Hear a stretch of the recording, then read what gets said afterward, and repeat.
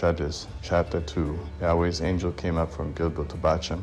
He said, I brought you out of Egypt, and I have brought you to the land which I swore to give your fathers. I said, I will never break my covenant with you. You shall make no covenant with the inhabitants of this land. You shall break down their altars. But you have not listened to my voice. Why have you done this? Therefore I also said, I will not drive them out from before you, but they shall be in your sides, and their gods will be a snare to you. When Yahweh's angel spoke these words to all the children of Israel, the people lifted up their voice and wept. They called the name of that place Bachem, and they sacrificed there to Yahweh.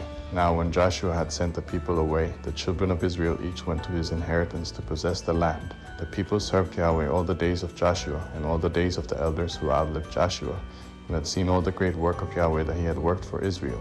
Joshua the son of Nun, the servant of Yahweh, died, being 110 years old. They buried him in the border of his inheritance in Timnath-Heres, in the hill country of Ephraim, on the north of the mountain of Gash. After all that generation were gathered to their fathers, another generation arose after them who didn't know Yahweh, nor the work which he had done for Israel.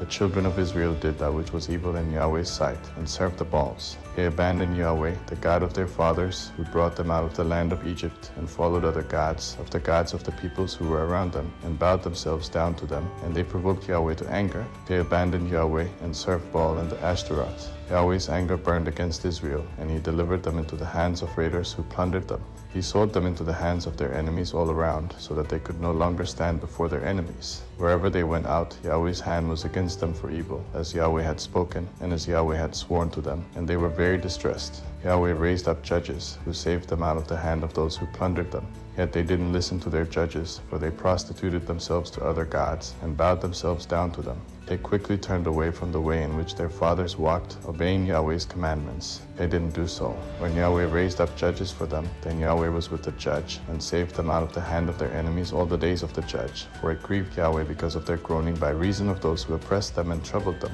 But when the judge was dead, they turned back, and dealt more corruptly than their fathers in following other gods to serve them and to bow down to them. They didn't cease what they were doing, or give up their stubborn ways. Yahweh's anger burned against Israel, and he said, Because this nation transgressed my covenant which I commanded their fathers, and has not listened to my voice, I also will no longer drive out any of the nations that Joshua left when he died from before them, that by them I may test Israel, to see if they will keep Yahweh's way to walk therein, as their fathers kept it, or not. So Yahweh left those nations, without driving them out hastily. He didn't deliver them into Joshua's hand,